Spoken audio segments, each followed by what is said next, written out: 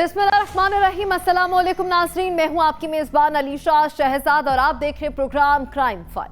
नाज़रीन, बच्चे तो मासूम होते हैं। बच्चों के दरमियान खेल खेल में या किसी और वजह से लड़ाई हो जाना आम सी बात है। बच्चे अक्सर खेल में भी लड़ाई वाले खेल खेलते हैं या फिर खेलते खेलते लड़ पड़ते हैं, लेकिन बच्चों की लड़ाइयों में जब बड़े मुदाखलत करें तो मामला बिगड़ जाता है।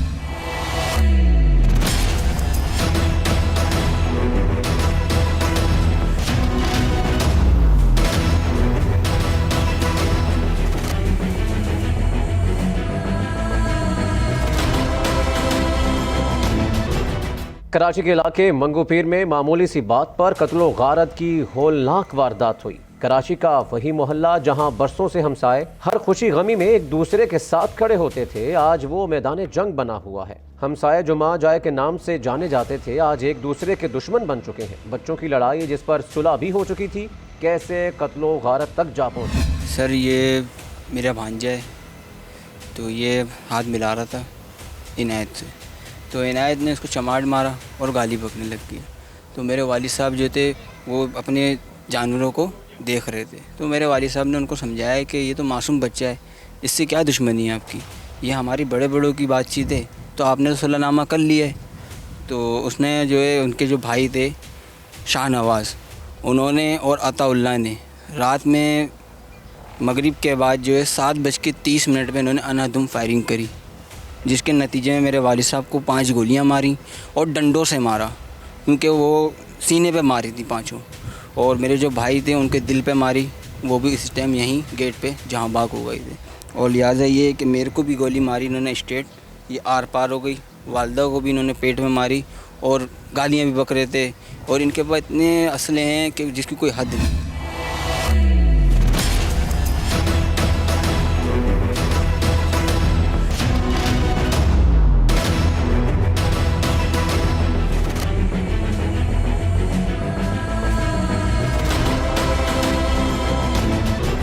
वालदा अभी हम आज लाएं, इनको अस्पताल से टाँके वाँके लगें। अब ये है कि थोड़ा उनको आराम की ज़रूरत है, ताकि उनका जिगर का टुकड़ा गया एक नौजवान, शौहर तो गया। बस हमसे ये गुजारिश है कि हमें इंसाफ दिलाया जाए। एक मेरा जब सगा भाई था, जवान था मुझसे, उसकी इसी साल में शादी थी, उसकी गाड़ी भी रह गई। 1 हफ्ते बाद आया था ड्यूटी से, PIA से, उसके जूते तक के खून खून हो गए।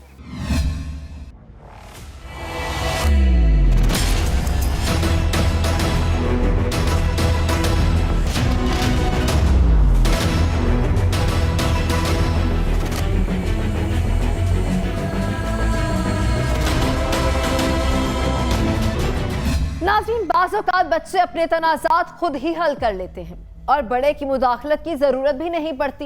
अलबत्ता बाज़ औक़ात बच्चों की लड़ाई वालिदैन तक पहुंचती है तो वो बात ख़त्म करने के बजाय खुद लड़ पड़ते हैं, और वो अपने बच्चे की बेराह हिमायत करते हुए दोनों वालिदैन एक दूसरे पर इल्ज़ाम लगाते हैं और मामला सुलझाने के बजाय क़त्ल व गारत तक पहुँच जाता है। जी शिराज, ये बताइएगा, ये जो हम देख रहे हैं क्या? जी, सिर्फ गेट पे आगे इन लोगों ने चारों तरफ से घेरा और बड़ी वाली बेबी गन से इन लोगों ने फायर करें, और ये सारे, ये मेरा बाप, मेरा भाई का, सब तड़प रहे थे हम लोग यहीं गेट पे। इन लोगों ने इतनी, और डंडे भी लाए, डंडों से मारा है। पहले उन्होंने गोलियां मारी, हमें गिराया पहले, फिर मेरे बाप को 5 गोलियां लगने के बाद भी डंडों से मारा, पाँव पे मार रहे थे। मेरी बहन गई बचाने, उसको भी डंडे मारे। मेरी माँ गई, मेरी माँ को भी गोली मारी। बस हमसे ये गुजारिश है कि हमें इंसाफ दिलाया जाए। जी, हम तो जो है ना यहाँ पे से काम करते हैं, तो ऐसा नहीं लगता था कि भी इस मौजू पे भी इतना बड़ा हादसा हो जाएगा। सिर्फ छोटी सी सुबह तो हम उनसे मिल के गए थे, कोई ऐसे मामला नहीं थे, ना उधर थे ना इधर थे। तो शाम में जब हम काम पे से गए तो जब वापसी इधर आए तो पता लगा इतना बड़ा हादसा हो गया। ना कोई लड़ाई, ना कोई झगड़ा, ना मामला थे ऐसे कोई। क्या वजह थी कि ये लोग पहले से भी इन लोग को डरा धमका रहता है, या सिर्फ अभी आपने देखा कि सिर्फ एक लड़ाई की बिना पे इन लोग की जान ली गई? नहीं, सिर्फ लड़ाई के ऊपर, ये बच्चे की जो छोटी सी मोटी लड़ाई हुई है ना, वही इसी की वजह से थे, और वो इतने बड़े कोई मामला नहीं थे।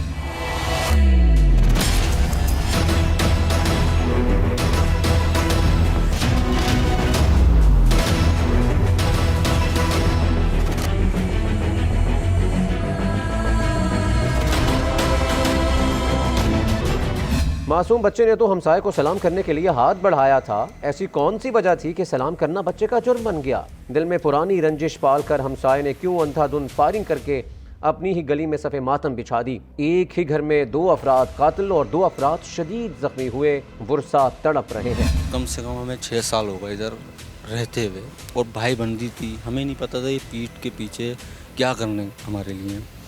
बस इतना ही था कि ये सब भाई यहाँ खड़े मौजूद थे झगड़े के मुंड में। हालांकि 15 मिनट पहले हमारी बात हुई थी इनसे बच्चे के हाथ के सलाम के ऊपर। बस यही कहना था कि बस इन्होंने डंडे उस कोने पर रखे सीढ़ियों के, हमारी यहाँ इनसे हाथापाई शुरू हो गई। हाथापाई चलो शुरू हो गई, इनकी लेडीज़ों ने इनके भाई देवरों को भावाचें, बहनें नहीं इनके घर में, सारी भावाचों ने इनके भाई के हाथों में सामान दिया। और इसके भाई अताउल्ला नाम है उसका, और शाहनवाज, इन दोनों ने यहाँ खड़े कोने पे खड़े होकर फायरिंग करना शुरू कर दी। और ये नहीं देख रहे हैं कहाँ लग रही है, कहाँ किसको लग जाए, मोहल्ले में किसी को नहीं लग जाए। तो करता हुआ वो यहाँ तक आया है, यहाँ से फायर मारना शुरू करें उसने सामने। और इसकी भाभियों ऊपर, जिसका नाम शहनाज और सोनिया, ऊपर से सामान चला रहे थे ये लोग।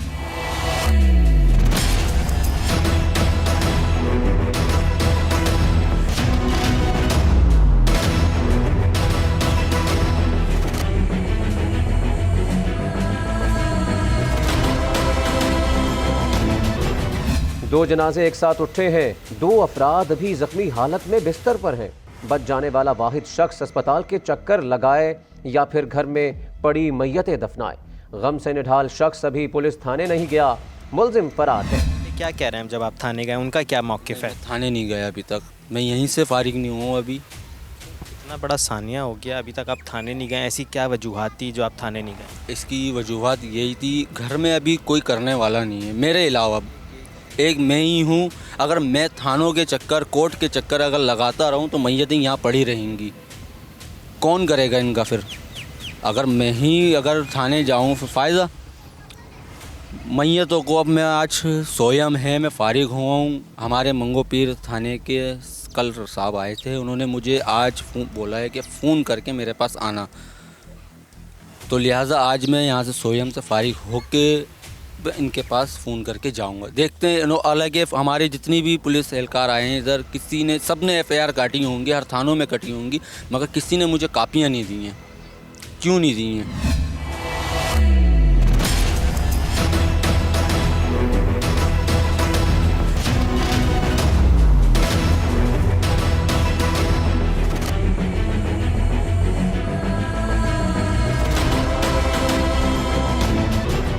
ख़वातीन इंसाफ की फरियाद कर रही हैं। हर शख्स हमसायों के जुल्म की दास्तान सुना रहा है। बेटा मेरी तबीयत सही नहीं है, मेरे बच्चे को मार दिया, मेरे शोहर को। बस ये बच्चे के पीछे, एक सलाम के पीछे इन लोगों ने इतना मेरे जाने ली हैं। मेरे बेटे के ऊपर मारे गोली, मेरे को मार दी, मेरे बेटे को शहीद कर दिया, मेरे शोहर को। हमें इंसाफ चाहिए अब, जितना मेरे सामने ये लोग तड़पे, मुझे इंसाफ चाहिए अब। हाँ, आप लोगों से बस यही है, मैं इल्तिमा करती हूँ कि मुझे इंसाफ चाहिए अब, और कुछ भी नहीं बेटा। सर, मेरे वालिद साहब को बेदर्दी से मारा गया है। सारे भाइयों ने मिलकर बहुत बेदर्दी से, पहले डंडों से मारा गया है उनको, फिर बाद में इन लोगों ने, इनकी घरवालियों ने असला ला के सामने प्लाट से निकाल के दिया। उन लोगों ने फायरिंग ऐसे करी कि मेरे वालिद साहब को ज़्यादा ज़ख्मी कर दिया, मेरे भाई को दुनिया से ले लिया है उन लोगों को। और हमें इंसाफ चाहिए, इन सारे भाइयों को फांसी पे लटकाया जाए, इनकी घरवाली को सख्त से सख्त सज़ा दी जाए।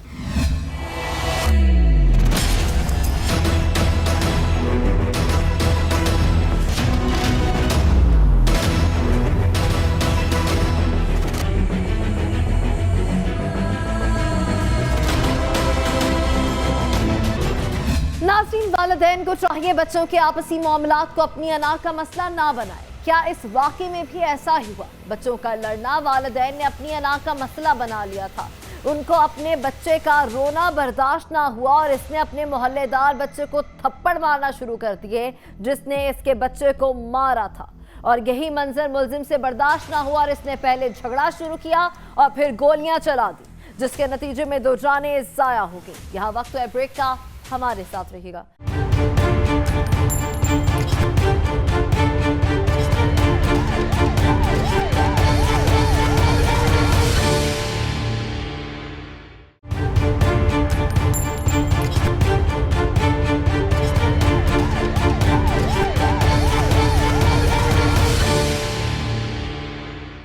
ब्रेक के बाद खुशामदीद नाज़रीन, शक जब जन्म लेता है तो वो यकीन और एतमाद को खा जाता है। खूनी रिश्ते महज शक की वजह से खून के प्यासे बन जाते हैं। कत्ल गारत के अक्सर वाकयात में शक ही बुनियाद बनता है, जिसको गैरत का नाम देकर छुपाया जाता है।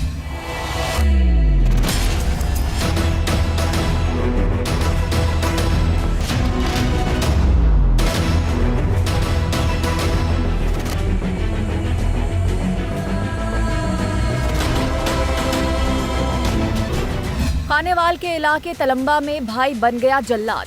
भाई ने घर में सोई हुई बहन को गोली मारकर कत्ल कर दिया। मकतूला उल्फत ने चंद माह कबल शादी की थी। उल्फत की शादी ज्यादा देर न चली और 2 माह कबल उसने खुला लेकर वापस मैके में सकूनियत इख्तियार कर ली। भाई को अपनी बहन के किरदार पर शक था, इसने शक की बुनियाद पर बहन को कत्ल कर दिया। गैरत के नाम पर तलंबे के नवाही इलाके के अंदर जो है एक बेटी को जो है वो कत्ल कर दिया गया था।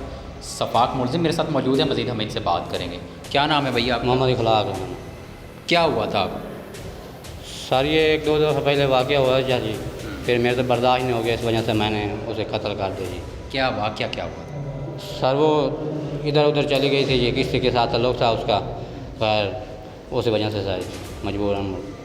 आपकी वालदा कहती है कि आपको इस बात का नहीं था कि उन्होंने खुला लिया अपने शोहर से। उल्फत बीबी ने खुला ली थी, आपको इस बात का नहीं था किसी और के साथ नाजायज़ ताल्लुक़ था। किसने आपको इख्तियार दिया कि आप अपनी बहन को कत्ल करते? शर्मिया ही कत्ल करते? नहीं, सारी शर्मिंदगी की बात की नहीं, ये गैरत का नाम था, मैंने गैरत के आपके कत्ल कर दिया जी। मैंने हक दिया भाई? जी सर। किसने हक दिया आपको कि आप कत्ल कर दो गैरत के नाम पर? क्या तालीम क्या है आपकी? मेरी तालीम है, मैं अंडर मैट्रिक हूँ। Under matric? हाँ जी। और पिस्टल उठाया और जाके कत्ल कर दिया? हाँ जी सर। प्लानिंग क्या की? प्लानिंग कोई भी नहीं थी, उससे रोक कर रहा तो मैं वो रुकती नहीं थी। अच्छा। फिर मैं आके गैरत पे आके मजबूर हो के ये काम किया है। किसने कहा आपको? किसी ने भी नहीं कहा, मैं खुद, मेरी अपनी गैरत जाग गई थी। अच्छा। मैंने उसे कत्ल कर दिया।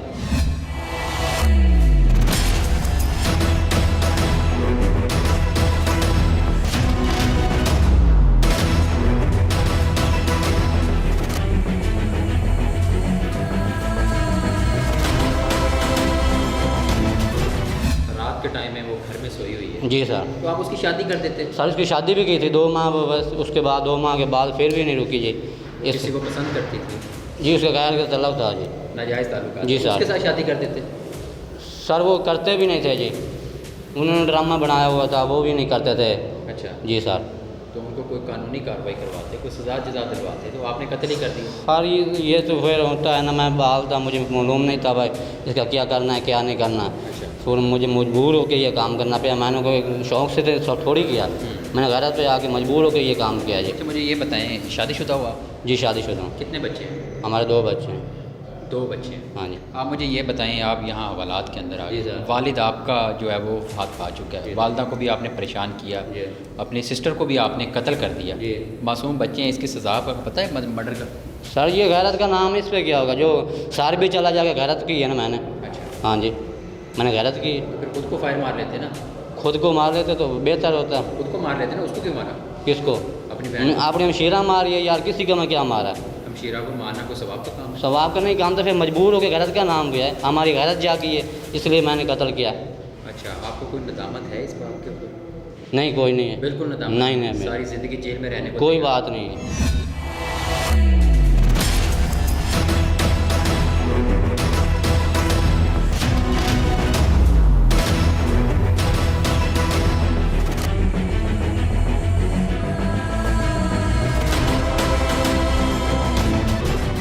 नाज़रीन, पुलिस जब जाए वकुआ पर पहुंची तो पुलिस को खातून की खून में लथपथ लाश मिली। मुलजिम फरार हो चुका था। खातून को इसके ही सगे भाई ने बेदर्दी से कत्ल किया था। मुलजिम ने अपने शक का इजहार किसी से ना किया था। पुलिस ने मुलजिम को गिरफ्तार किया तो मुलजिम ने अपना जुर्म कबूल करके बहन के कत्ल को गैरत का नाम दे दिया। 15 कॉल के बाद जब हम मौके पे पहुंचे हैं तो एक कमरे के अंदर चारपाई पे एक डेड बॉडी पड़ी थी, लड़की की डेड बॉडी थी जिसकी उम्र तकरीबन को 20 साल थी। कनपट्टी पे उसे एक फायर लगा हुआ था।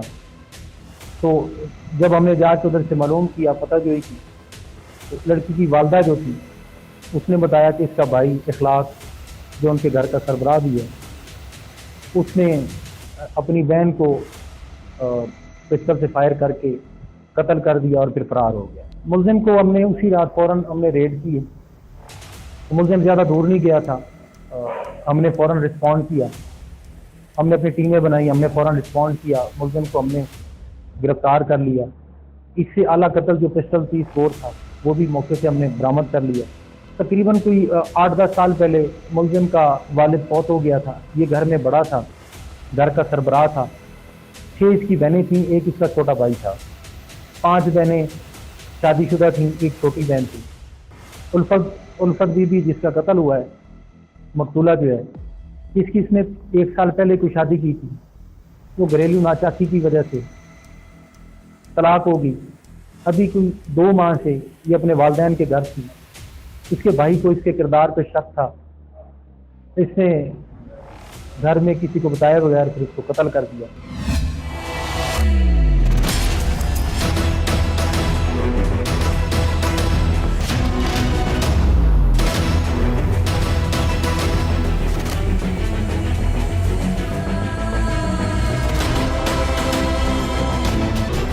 पुलिस को कत्ल की हौलनाक वारदात की खबर मकतूला की मां ने दी और मां ने ही बेटे को मुलजिम ठहराया है। मां अपने बेटे को सजा दिलवाना चाहती है। पुलिस की तफ्तीश में सच सामने आ चुका है।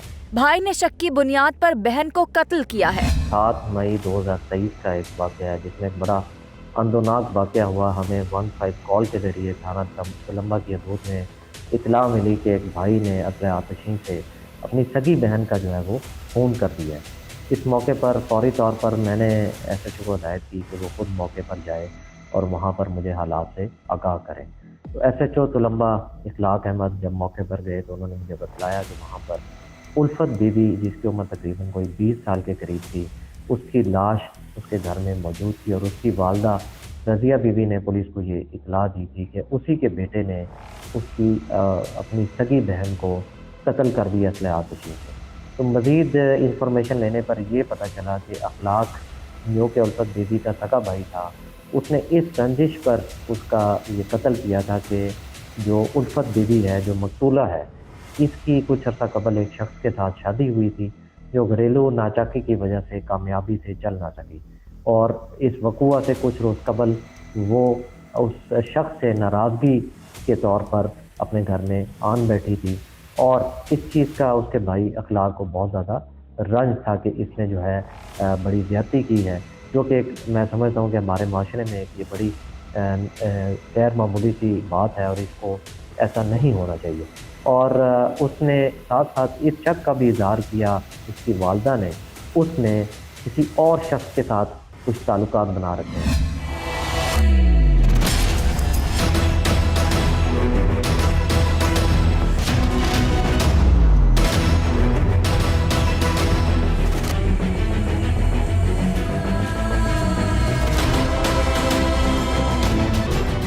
इस मौके पर फौरी तौर पर हमने PFSA की जो मोबाइल वैन है उसको भी यहाँ पर बुलाया, जिन्होंने अपनी forensic processing of crime scene जो है उसको इंश्योर किया और उसके बाद पुलिस ने वहाँ पर जितने भी शवाहिद इकट्ठे करने ज़रूरी थे, जिसमें गोली का फॉल था, वो भी वहाँ से बरामद किया।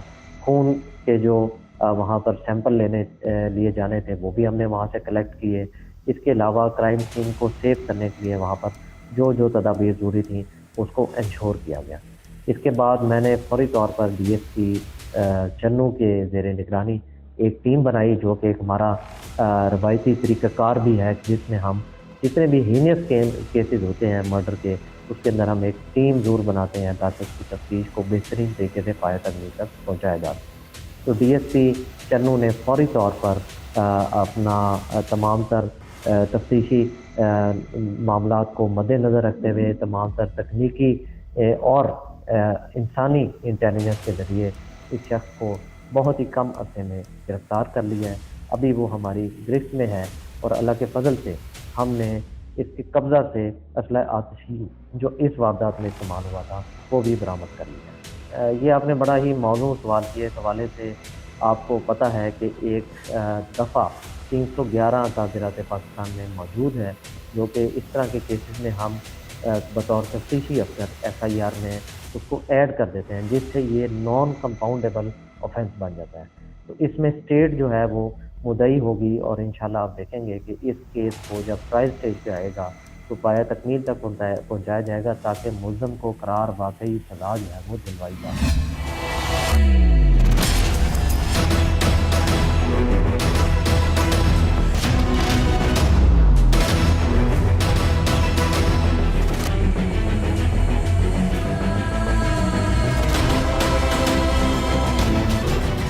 नाज़रीन, गैरत के नाम पर लड़कियों को कत्ल करने का सिलसिला कब थमेगा? कब तक लड़कियों को बेबुनियाद शक की वजह से मौत के घाट उतारा जाता रहेगा? शऊर आ चुका है, मगर अब भी कई लोग जहालत के अंधेरों में हैं।